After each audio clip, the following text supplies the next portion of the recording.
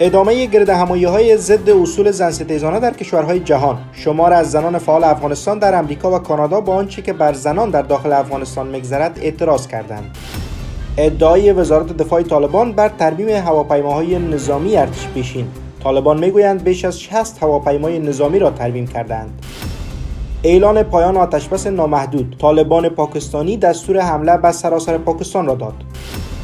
و چین فردا فضاپیمای شنزو 15 خود را به ایستگاه فضایی‌اش می‌فرستد.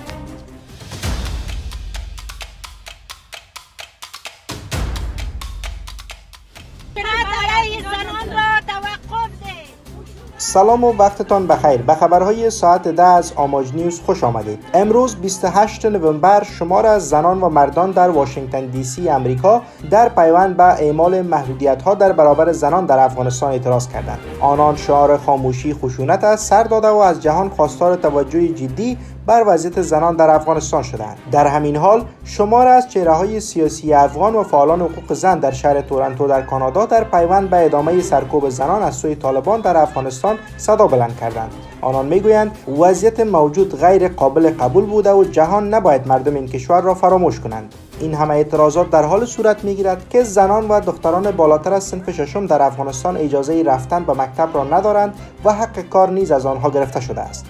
امروز جمعی از فعالین حقوق زن و سازمان‌های که به خاطر حقوق زنای افغانستان چه در کانادا و چه در داخل افغانستان کار میکنه اینجا جمع شده تا به مناسبت روز منع جهانی خشونت علیه زنان صدای اعتراض خود به خاطر وضعیت زنان در افغانستان چیزی که سر زنان میگذره و علیه رژیم ضد زن و قرون وسطایی طالبان بلند کنه که هر روز بیش از بیش وضعیت سر زنای افغان تنگتر کرده میره و جنایت و ظلم و بربریت که بالای زن افغان داخل افغانستان روا داشته میشه در هیچ گوشی از دنیا وجود نداره. بحران بشری که در افغانستان جدا به تفاوت نمانند، افغانستان فراموش نکنند، افغانستان را حمایت کنند و همچنان صدای زن افغان را جهان بشنوند و این سکوت بشکنند و واقعا با طالبان باید صحبت شود که وضعیت فعلی قابل قبول نیست برای زنان افغانستان و برای مردم افغانستان. وزارت دفاع طالبان میگوید که تا اکنون بیش از 60 هواپیمای نظامی ارتش پیشین افغانستان را ترمیم و فعال کرده است. به گفته این وزارت به تازگی 2 هواپیمای نظامی باربری AN-32 و 1 هواپیمای AN-26 ترمیم شده است. عنایت الله خوارزمی سخنگوی وزارت دفاع طالبان میگوید که این گروه تا اکنون بیش از 60 هواپیمای نظامی بال ثابت و متحرک را ترمیم کرده است. به سلسله ترمیمات طیاره‌های قوای هوایی این بار با تلاش شبانه‌روزی انجینران و تکنیککاران قماندانی عمومی قوای هوایی وزارت دفاع ملی 2 بال طیاره ترانسپورتی نظامی نوع NC-2 و 1 بال طیاره ترانسپورتی نظامی N-26 ترمیم گردیده و آماده فعالیت می باشد. البته لازم به یادآوری هست با تلاش فراوان بخش‌های مختلف قوای هوایی وزارت دفاع ملی تا اکنون بیشتر از 60 تا طیاره بالثابت و بالمتحرک ترمیم گردیده و آماده خدمتگزاری می باشد. گفته می شود که نیروهای خارجی هنگام ترک افغانستان هواپیماهای نظامی ارتش پیشین افغانستان را تخریب کرده بودند. نظامیان پیشین نیز هنگام فرار از افغانستان برخی از هواپیماهای نظامی را به خارج از کشور انتقال دادند. گفته می شود که 10 هواپیمای ارتش پیشین افغانستان در تاجیکستان و ازبکستانند. امریکا و متحدان غربیش طی 2 دهه اخیر ارتش افغانستان را مجهز کرده بودند. این تجهیزات نظامی پس از سقوط دولت افغانستان به دست طالبان افتاده است. طالبان زمانی که قدرت را به دست گرفتند، توانایی استفاده و فعالسازی از هواپیماهای نظامی را نداشتند، اما برخی خلبان‌ها و کادرهای تکنیکی ارتش پیشین به این گروه پیوستند.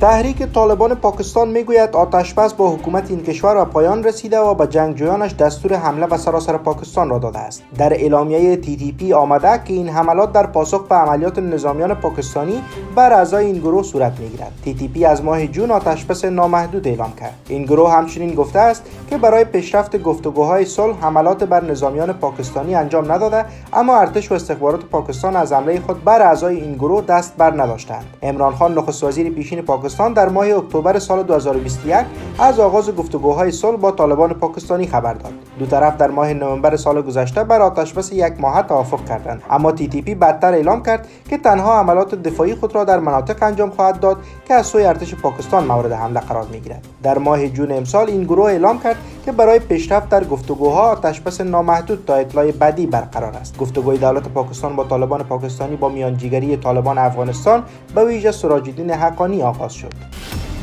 چین قرار است فضاپیمای شنزو 15 خود را فردا سه‌شنبه 8 قوس ساعت 11:08 شب به وقت محلی به ایستگاه فضایی‌اش آژانس فضایی سرنشیندار چین بفرستد. چین امروز گفت که مأموریت نهایی در این برنامه تکمیل پایگاه مداری دارای خدمه است. این آژانس در یک کنفرانس خبری گفت که 3 فضانورد مرد به نام‌های فی جونلونگ، دینگ چینگ مینگ و ژانگلو در فضاپیما حضور خواهند داشت. 3 فضانورد که اوایل ماه جون به این ایستگاه فضایی رفته بودند.